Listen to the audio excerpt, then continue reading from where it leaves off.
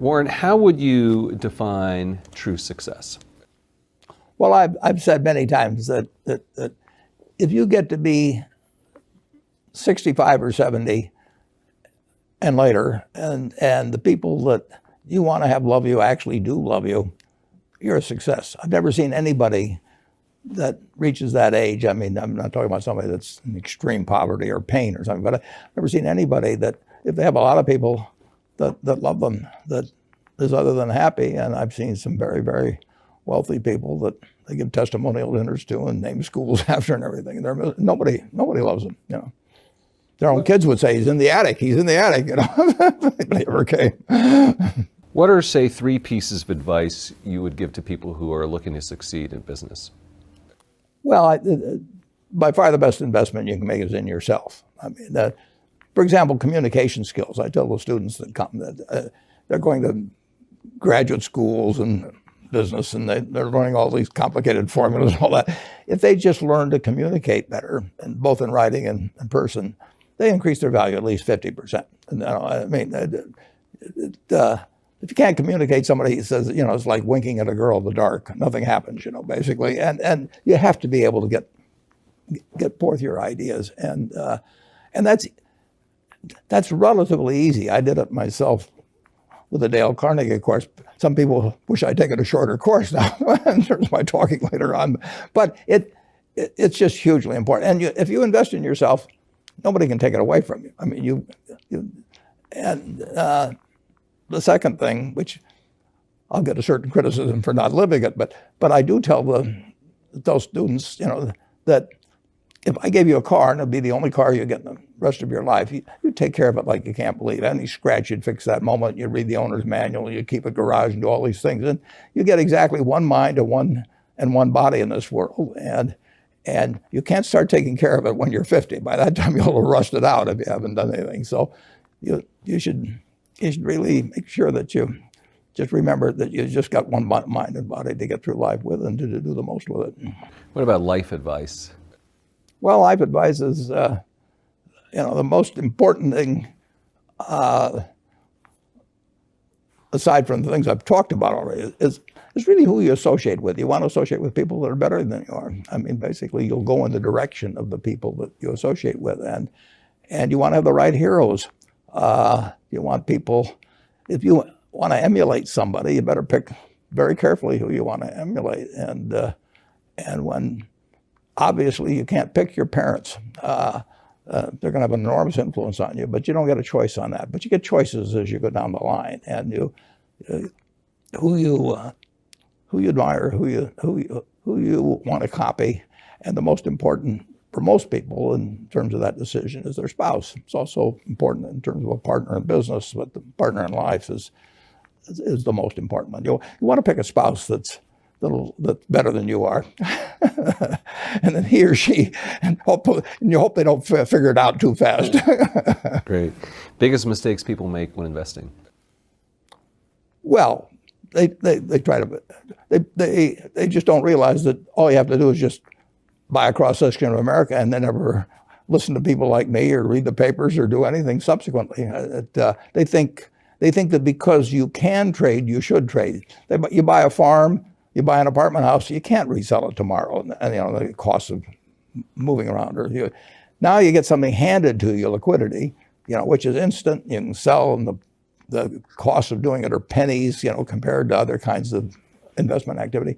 So because they can so easily move around, they do move around, and moving around is not smarter than investing. You have a pretty cool morning routine regarding what you have for breakfast and how prosperous you feel. What is that? Well, I now actually send somebody over to McDonald's usually to get me something.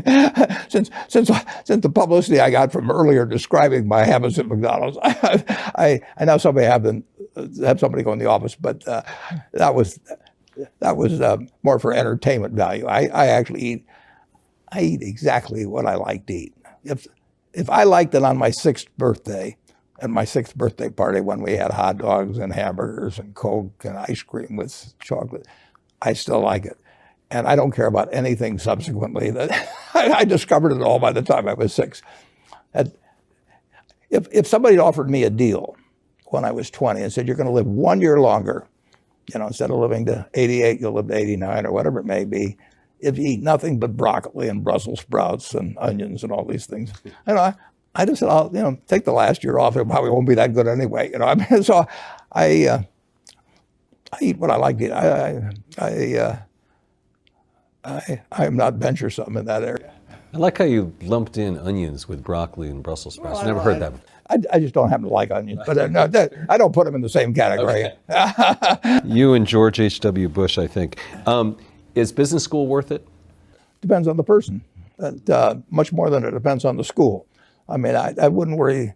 Some people are going to get a lot out of advanced education, and some people are going to get very little. And I don't even think it's important that every person go to college at all. I mean, we have all kinds of jobs at 70 or so thousand a year, or 80,000 a year that college training is not of use. And I actually was not keen on going to college myself. Yeah, my dad kind of jollied me into it. He could get me to do anything. But if they'd had an SAT test in those days, he would have taken the test for me. but because I knew I could have a good time, and I liked investing, and I didn't really feel I could read the books. So I don't, it's a big commitment to take 4 years, and the cost involved, and maybe the loans involved, and everything. And I think depending on what your interests are in life, I don't think it's for everybody. I think it's for a lot of people, but there ought to be a reason you're going, and I didn't really see much reason. All right, last question. So lightning round, so there's a few. Do you ever drink water? Only under duress. What is your favorite all-time song, Warren? It's undoubtedly, it's My Way. What about movie? Favorite movie? Well, I like The Bridge on the River Kwai because of there were a lot of lessons in that. Plus, it was enormously fascinating. Catchy tune, also. Pardon me? Catchy tune, also. Yeah, Right. very. Right. But the ending of that was sort of the story of life. He created the railroad, and did he really want the enemy to come in across it? Got it. Favorite book? Well, the favorite book from the book that had the most impact on my life was The Intelligent Investor by Ben Graham. I knew you were going to say that. Favorite TV show? It's probably going to be it would be Nebraska in some huge bowl game and winning. And finally, what do you carry in your wallet, and how much money do you tend to carry around? Well, I probably carry maybe $400. I actually my wife likes to use the cash, so I just take home a chunk of cash every now and then she doles it out. She looks at my billfold and sees whether all the hundreds are gone. Sticks a few in there, but it's pretty simple. And credit cards? I've got an American Express card, which I got in 1964, but I pay cash 98% of the time. If I'm in a restaurant, I always pay cash. It's just easier. Warren Buffett, thanks very much.